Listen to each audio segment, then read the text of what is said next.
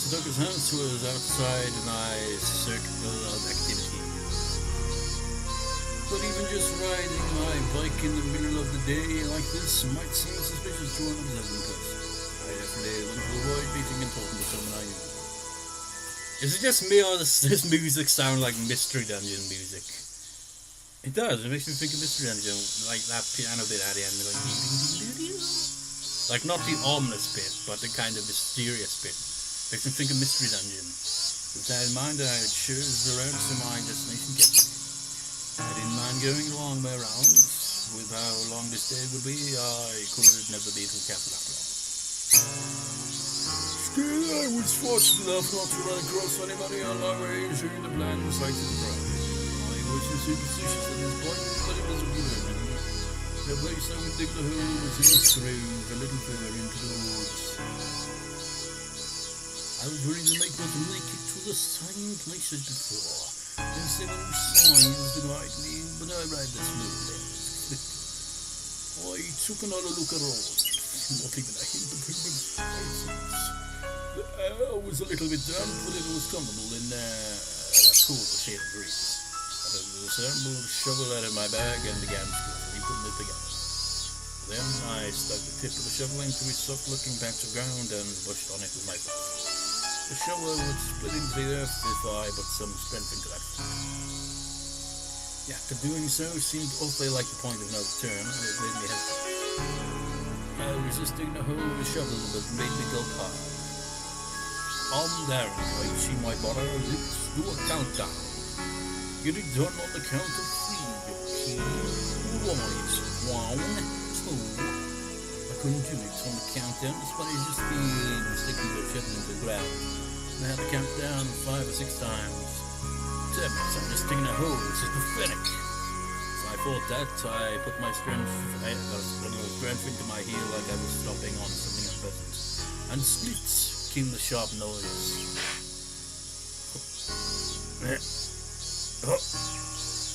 It was only soft at the beginning. Roots and stones quickly got in my way, informing me just how hard it was to dig a hole big enough for a business. No decent person would ever come here anyway. Maybe it would be enough to cover him up with some dirt.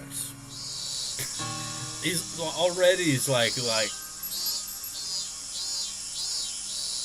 I don't really know what to say anymore to this. Every time a naive thought like that crept into my mind, I'd be down on it with my teeth and dug him hard.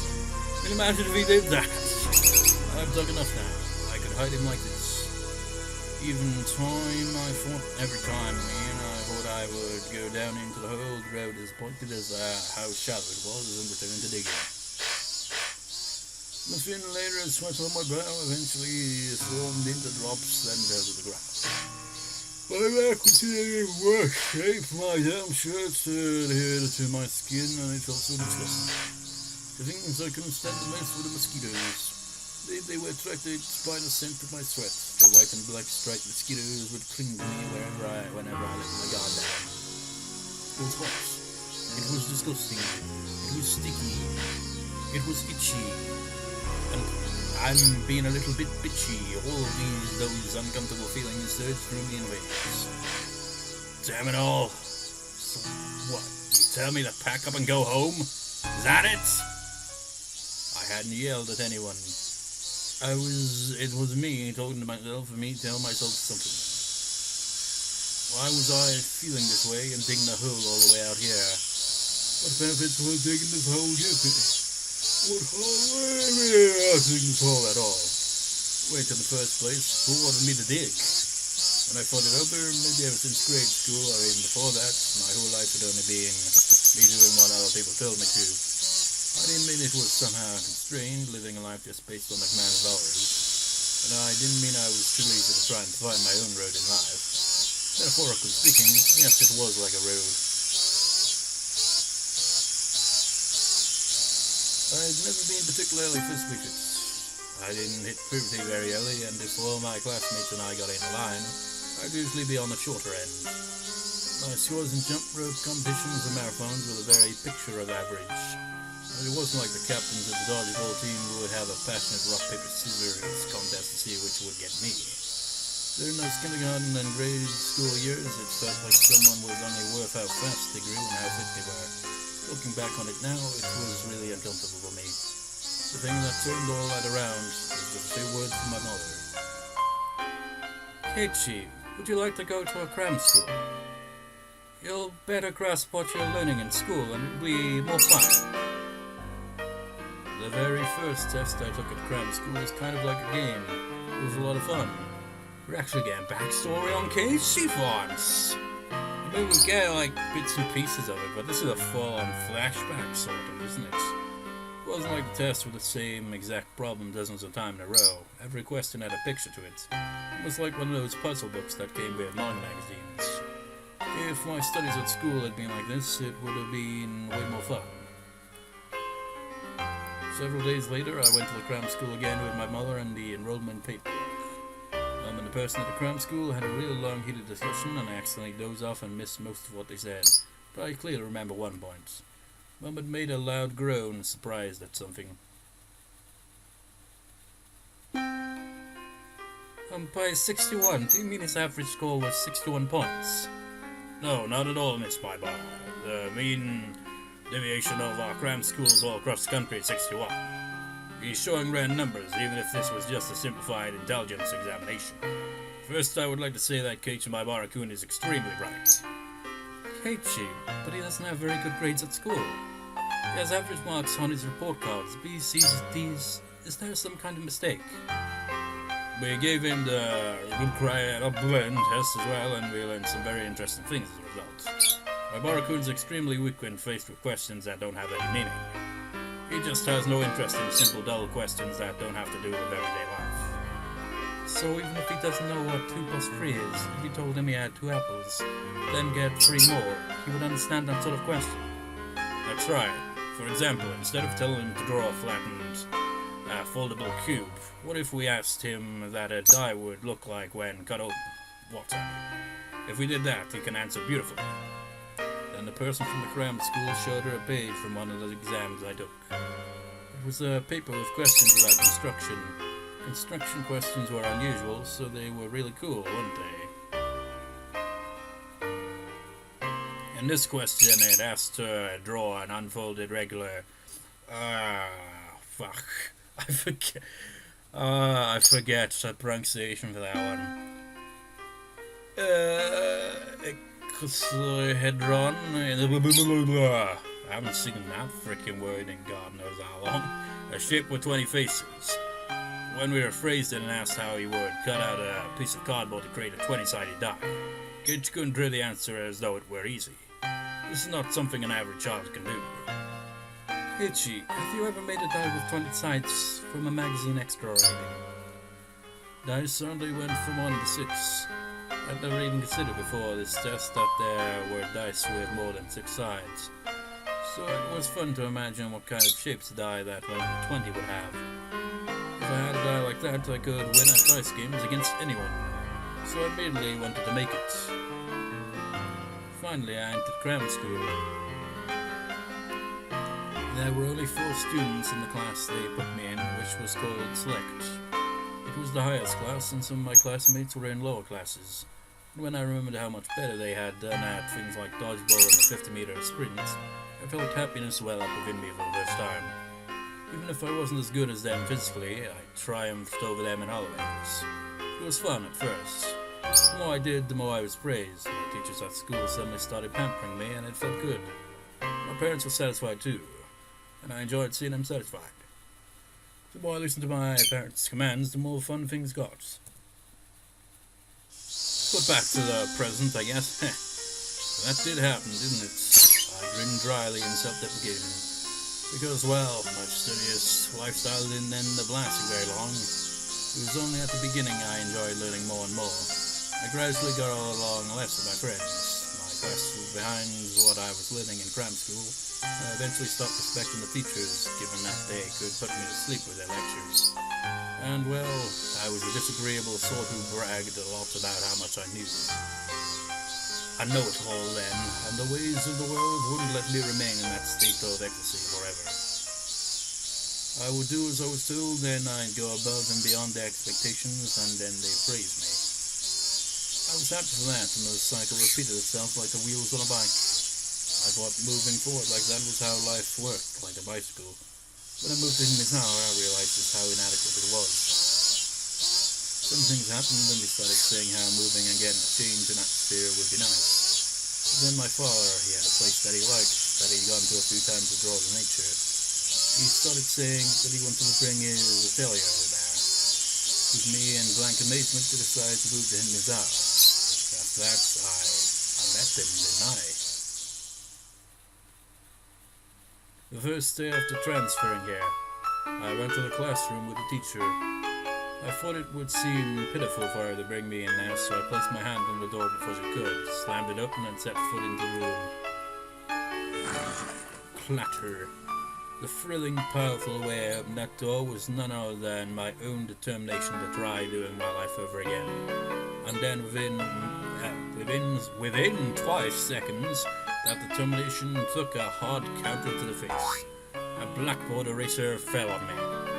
Plus, there was a huge rock inside. It was a supremely painful trap someone had set up. Oh, come on, Satoko has already beaten me right from the first day I transferred. That frightened me. I was bewildered. The class was surprised too. I wasn't just surprised that the students in the class were all in different grades and were different genders. It was because the room felt completely different from the schools I knew. And as I spent more time with them, my surprise continued to grow. This fresh sense of surprise had never left my life, even to this day. Every day was a fresh new surprise. I've never had a single boring day since coming here. The days were lively, spent with the other club members.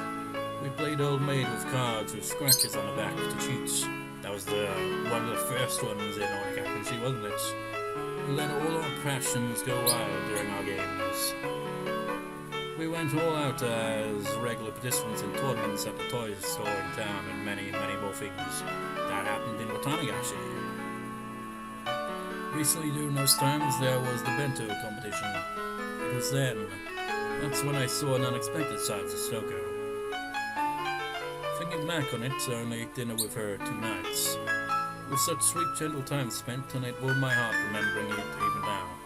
I realized that Satoko was pretending to be stubborn and firm, and how brave she was, but of her heart always waiting for her Nini to come home. I vowed to become her Nini.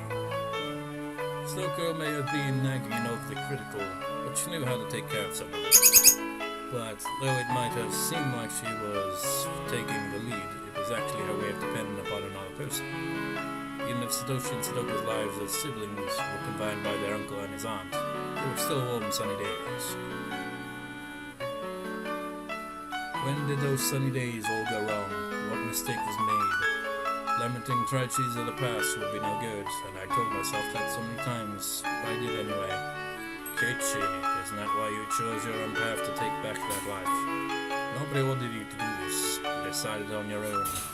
You don't desire anyone's praise for this. You thought of it through yourself. You'll carve it out yourself. And you'll do it now. This wasn't a path I could see very far down, not like the road parents or society could offer. It was a narrow path, dark and utterly distressing one for which the next step would always be shrouded in darkness.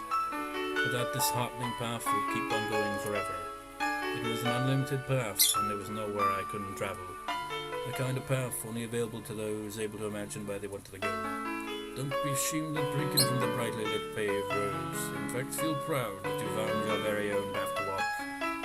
Well, the path he's chosen to walk, I don't know if I could say quite that. And I hadn't discarded the paved road either.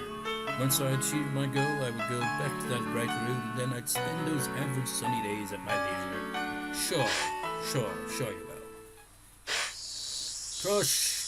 When I next realized that the hole had grown so deep I couldn't believe it. And he was like, oh fuck, this is 19 feet! How the fuck did I dig that far? That's oh fuck, how am I gonna get out? Did I dig all this myself?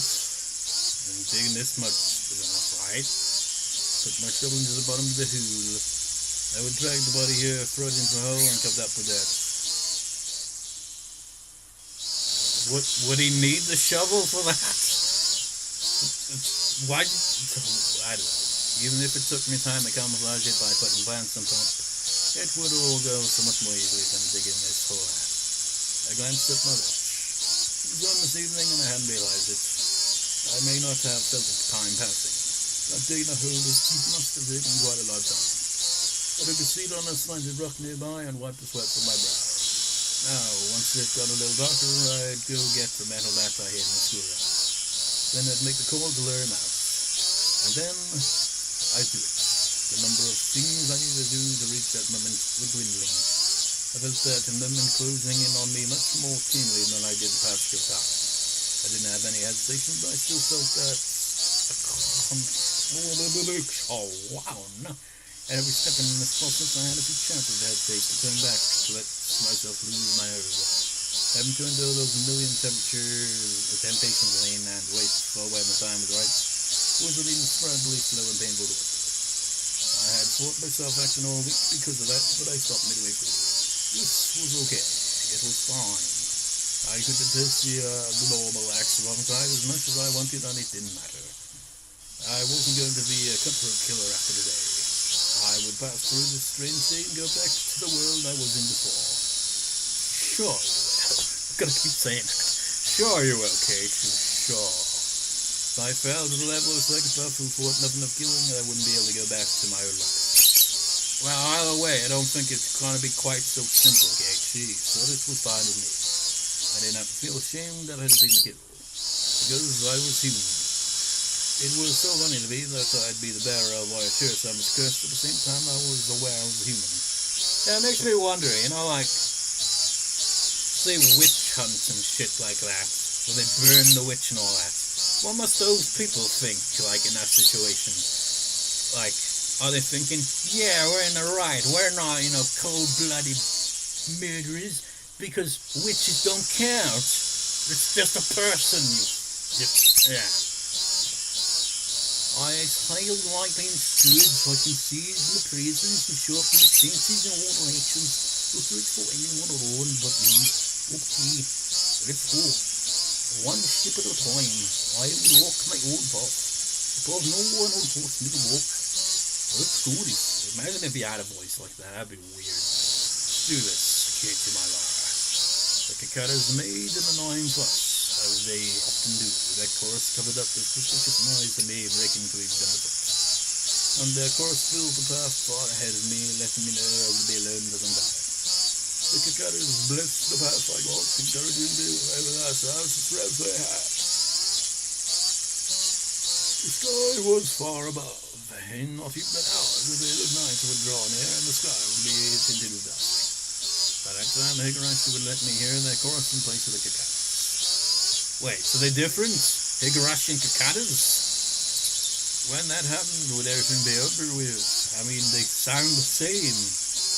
Would everything have ended? I said something along those lines when I left without the straight up to a public agency. But this time was different. I would do it. Would carry it out. I would end it. It would all be over very soon. Everything would end. After these commercials, yes, when the Higurashi cries. Oh, yes, that's why the Higurashi cries, No. Just a bit of a title drop there.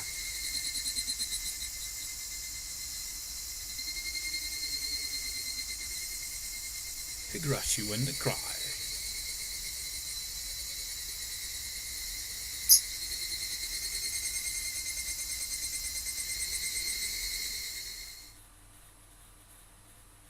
There was nobody at school but an ominous piano.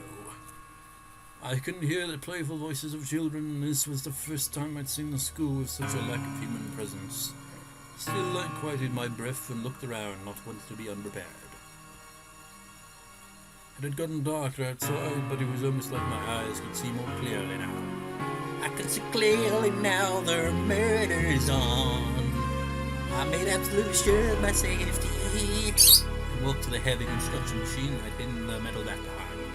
I had a tinge of worry, a premonition that someone had found the pattern hidden it somewhere else as a prank. If that happened, would I take that as an opportunity to desist? If it really wasn't there, then. The sensation of chilled metal, It was still here where I left it. It hadn't run away. Satoshi hadn't run away. He had waited here patiently for me. Sorry for the wait, Satoshi. It's been a long time coming. You're prepared for this. There, the metallic touch. Satoshi grins at me in my mind. Doesn't even know what he looks like, but whatever. That's what I should be asking, you know. I did this last year already. You should be more worried about yourself. Right on, Satoshi. Let's show him a bad time. Satoshi's bat got lighter and lighter and fit into my hands like it was being absorbed. Didn't feel wrong in the joints. I could move it around so naturally it was like an extension of my own right arm. Of course it felt like that. Satoshi and I were holding one bat together. Next I would make the call to lure the man out. It wasn't a bad time. My friends were doubtlessly leading heavily through these storms. I hadn't considered where to make the call from. My house and Satoko's were pretty far apart. If I called from my house, I wouldn't make it. Couldn't I use the school phone? But as I thought, the room was locked up and I couldn't get in. Shit. I'm so naive. You should have at least figured this part out. I couldn't call him. And just for that, was today all over. Does he even know the number anyway? I'm sorry, Satoshi. And just as I cursed my own naivety, a miracle occurred. A bicycle came into the schoolyard. He's a familiar middle-aged man. The one from the Forest Service field office. Why, wasn't today Sunday? Was he here to pick up something he forgot?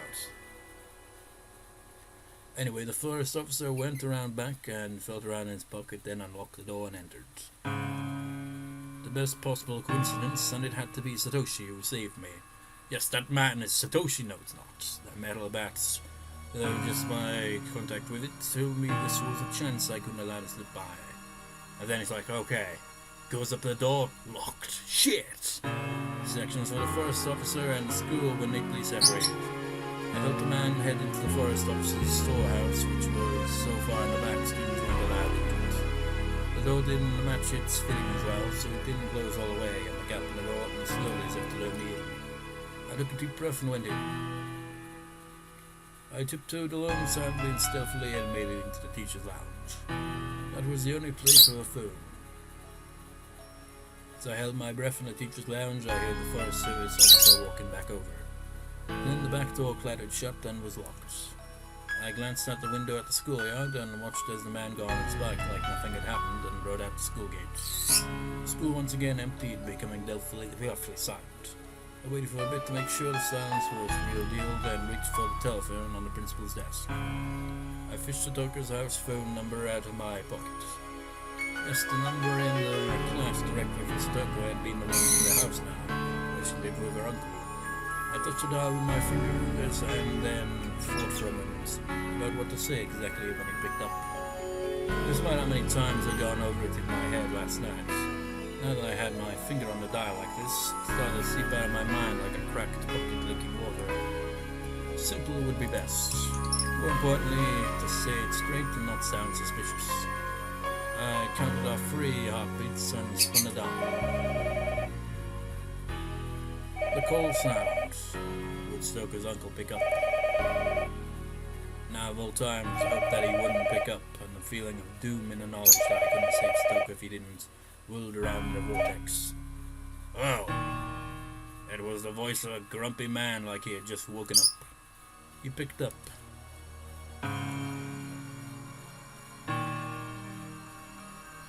So, hello! Say your name so I know you're Hojo, you asshole! It'd be terrible if I got it wrong.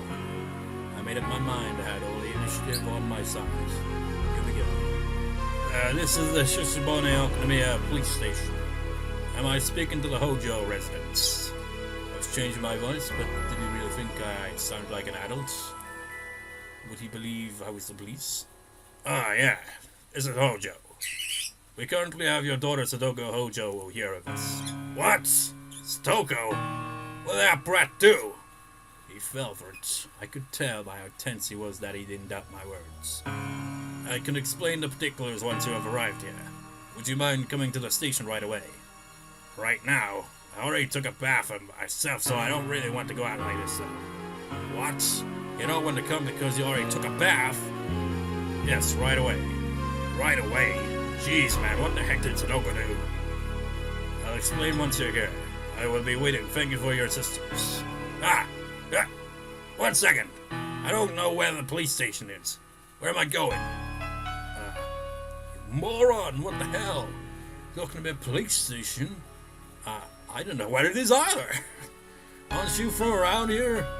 Why don't you know that? A greasy sweat came over my body. Eventually, just as I was about to choke, he spoke.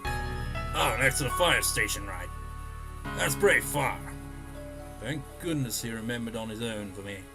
I didn't care where the police station was, so long as he left his house to get there. Then we will be waiting here. Oh, wait! Who am I asking for once I get there? Where's your name? On top of that, he wanted to know my name. Just leave your goddamn house already. My Bashi. Excuse me. I was close. I misfortunately told me my real name. I managed to change the last syllable of it, but I wonder what that name translates to. I put the receiver down like I was running away. My fingers were trembling and I was soaked with a different sweat. I wasn't just nervous about the phone call. That call, everything had finally been put into motion. I left the school. It was locked before, but it was easy enough to open from the inside. But I couldn't lock it again after I left. In terms of being thorough, I wanted to lock it, but I couldn't waste time going back to the teacher's lounge and looking for the key. I needed to rush back as fast as I could and ambush him. I zoomed back to the scene on my bike. Satoko's uncle got out of town before I got there, so everything would be over. He'd learned there was no one at the station named Bashi, and things would get pretty messed up. As I returned at full speed, I passed a family wearing yukatas. They must have been on their way to the festival. Many people in Higurashi knew my face, though. I didn't know theirs. Even just passing by them like this made me uneasy. But I didn't generally come around here, so those living in the area might not have known much about me. That didn't matter right now. I needed to get back as fast as possible to control my breathing and to ambush the man.